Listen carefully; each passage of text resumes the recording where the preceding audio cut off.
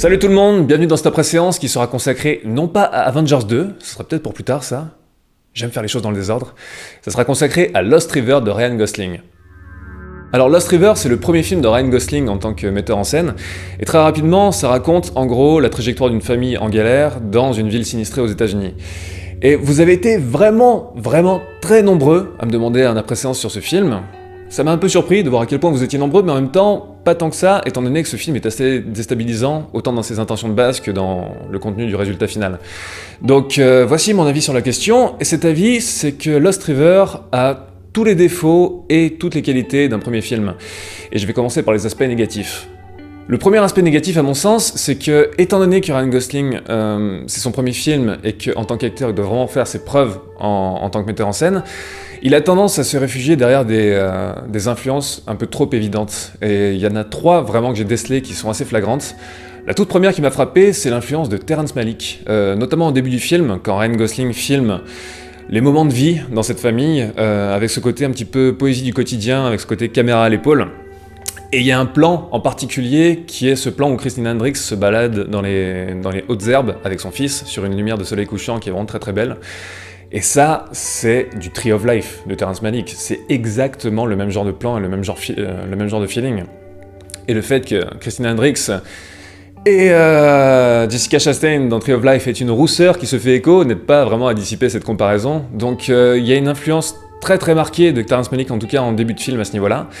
La deuxième influence que j'ai décelée, c'est celle de David Lynch, notamment dans la manière dont Gosling filme le sous-sol du cabaret gore, avec cette manière très planante et pesante de filmer un environnement qui est épuré, mais qui a un côté dangereusement irréel, sans qu'au début on arrive vraiment à mettre le doigt sur le pourquoi du comment à ce niveau-là.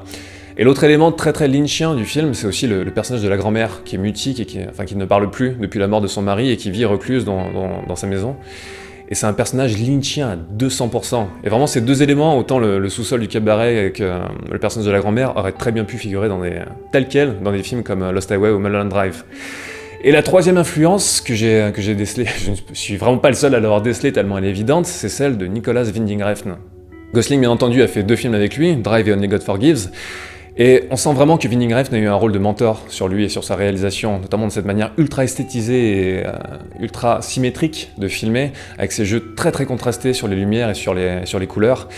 Et Gosling d'ailleurs ne s'en cache pas, c'est une influence qu'il a explicitement citée au moment de donner des interviews sur le film. Alors avoir des inspirations c'est bien, mais quand elles deviennent trop présentes, ça peut devenir pesant. Et dans le cas de Lost River, ça nuit un petit peu à la personnalité du film, ou en tout cas à la personnalité de sa mise en scène. Encore une fois, pour un premier film, c'est plutôt normal, entre guillemets, mais on sent vraiment que Gosling se cherche à ce niveau-là. Et le problème de se chercher à ce point et d'avoir vraiment ses preuves à faire à ce niveau-là, ça fait qu'à certains moments, la mise en scène du film bascule carrément dans la pause pure et simple, à mon sens. Je pense particulièrement à une scène à la fin du film où, je ne vais pas vous spoiler, pas de souci, mais on peut dire que Christina Hendricks s'enfuit d'un danger, et à mesure qu'elle court, le cadrage ne se fait plus horizontal, il se fait vertical. Ce qui n'est absolument pas nécessaire pour montrer le basculement de la réalité et de la sécurité du personnage, et qui est juste vraiment de l'esthétique pour de l'esthétique. Donc voilà, pour moi ça c'est de la posture pure et simple, et vraiment encore une fois symptomatique d'un premier film. La deuxième faiblesse du film, je trouve, c'est le fait que certains personnages sont trop grossièrement taillés au niveau d'écriture, et notamment les 2 méchants, entre guillemets, du film, Dave, qui est plus ou moins le gérant du cabaret, et le personnage de Bully, qui est ce caïd qui a main mise sur la ville.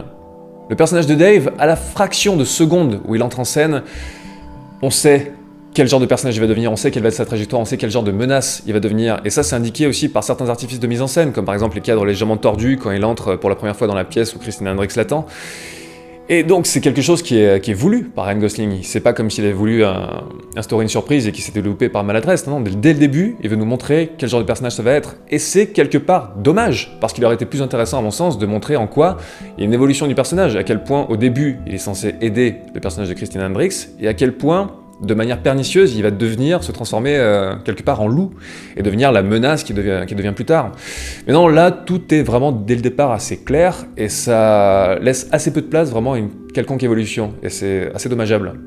Et le personnage de Bully, qui est interprété par Matt Smith, qui est d'ailleurs excellent dans le rôle, comme beaucoup de gens, je le connaissais à travers son rôle du Docteur, dans Doctor Who, et c'est là d'ailleurs que je me suis rendu compte à quel point il a fait un travail énorme sur le personnage du Docteur, dans sa gestuelle, dans sa diction, dans sa manière globale de s'exprimer, parce que dans Bully, il change vraiment du tout au tout. Il y a toujours son timbre de voix et son type de présence assez unique, mais vraiment, que ce soit dans la diction, dans la manière physique, vraiment d'évoluer, c'est le jour et la nuit. Et c'est là qu'on voit vraiment que c'est un acteur qui fournit un travail énorme dans ses rôles.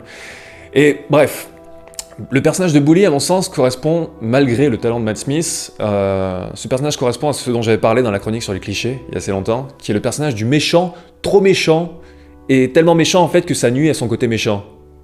Est-ce que ça a du sens ? Le problème d'un méchant qui est la pire raclure possible et qui de bout en bout vraiment reste unidimensionnel à ce niveau, c'est que au bout d'un moment, fatalement, ça devient très prévisible et que ça désamorce complètement tous les accès de folie et de cruauté du personnage. Après, il y a aussi le fait qu'on sent bien que dans la démarche de Gosling, il y a cette volonté de jouer sur les archétypes, et ça se voit dans les choix des noms de certains personnages. Par exemple, Bully, ça veut dire brute, c'est ce que le personnage est. Il y a le personnage de Rat, cette fille qui a un rat, comme son nom l'indique. Le personnage principal qui s'appelle Bones, qui veut dire os.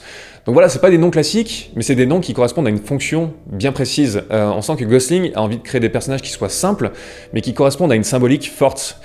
Mais le problème, c'est qu'entre les archétypes et le simplisme, parfois il n'y a qu'un pas, et hélas, le film le franchit à certains moments.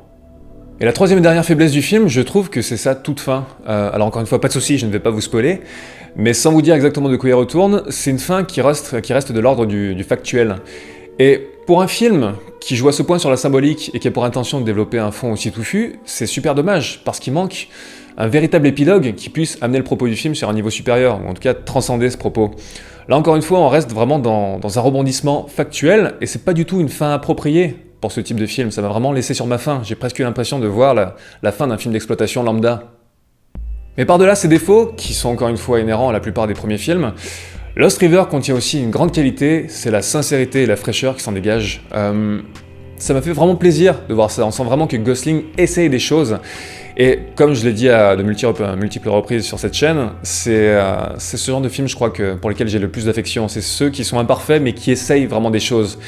Et autant il y a beaucoup d'influences qui sont très très facilement identifiables dans ce film, autant, même à travers ça, j'ai trouvé que Gosling arrive à développer une ambiance assez unique, en fait.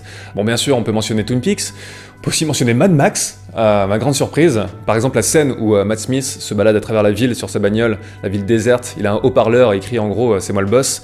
Il est sur cette espèce de bagnole réaménagée avec un siège qui fait office de trône. J'ai vraiment eu l'impression de voir un post-apo à ce moment-là.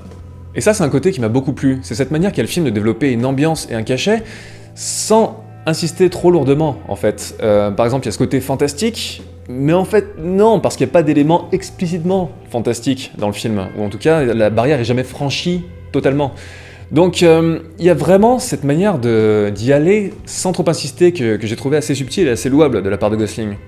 Et ça donne lieu à quelques fulgurances visuelles très appréciables, même si la réalisation du film manque de personnalité à certains moments. Il y a certains plans qui sont surprenamment vraiment très bien troussés, comme à la fin du film, dans les dernières parties en tout cas, ce plan où les lampadaires s'allument sur le lac, ce qui donne lieu à un espèce de jumpscare sans réellement l'être. Et c'est un plan extrêmement pictural qui souffre pas d'une comparaison trop explicite avec d'autres réalisateurs hostiles. Donc on sent que Gosling, malgré encore une fois ses influences trop pesantes à certains moments, essaye de trouver sa propre voie, et à certains moments du film, on sent qu'il commence à la trouver. Et même si certains personnages sont taillés à la hache rouillée, je trouve que le travail sur les archétypes fonctionne bien à certains moments, et j'ai apprécié tout ce qui est ce travail sur le contraste entre l'enfoui et la surface, notamment avec tout le motif de la ville sous l'eau, et entre le poids du passif, justement, et la manière de s'en libérer, notamment à travers les flammes, comme on le voit à certains moments du film, même si je ne pense pas que Lost River soit une ode au pyromane. Donc voilà, encore une fois, c'est un film qui est très imparfait, mais qui contient de bonnes choses, et personnellement, ça me rend assez curieux de la suite de la filmographie de Gosling en tant que réalisateur, parce que là, on commence déjà à voir les prémices et certains indices de ce qu'il pourrait développer plus tard, avec une personnalité plus affirmée, et je suis assez impatient de voir ça, en fait. Donc voilà pour mon avis sur Lost River. Je profite aussi de cette vidéo pour vous donner quelques news. J'en avais parlé il y a peu de temps sur les réseaux sociaux, mais comme vous ne me suivez pas tous sur les réseaux sociaux, je le répète ici. Le mois d'avril, c'est un mois très chargé de mon côté, où je bosse sur pas mal de projets parallèles qui ne sont pas forcément les projets de la chaîne. Donc je cours un peu partout, et à ceci s'ajoute un déménagement que je suis en train de préparer, donc j'essaie de m'y retrouver dans tout ça. Donc le rythme de publication a un petit peu baissé sur la chaîne en avril, mais ce n'est que passager et ça va bientôt reprendre un rythme un peu plus normal. Le Fossoyeur 21 est en cours de montage, donc j'essaye d'avancer le plus vite possible là-dessus, et de toute évidence, il devrait arriver la première semaine de mai. Donc voilà, ça arrive, j'espère qu'il vous plaira, moi je m'éclate beaucoup à le monter en tout cas. Donc voilà, je vous dis à très bientôt et bye!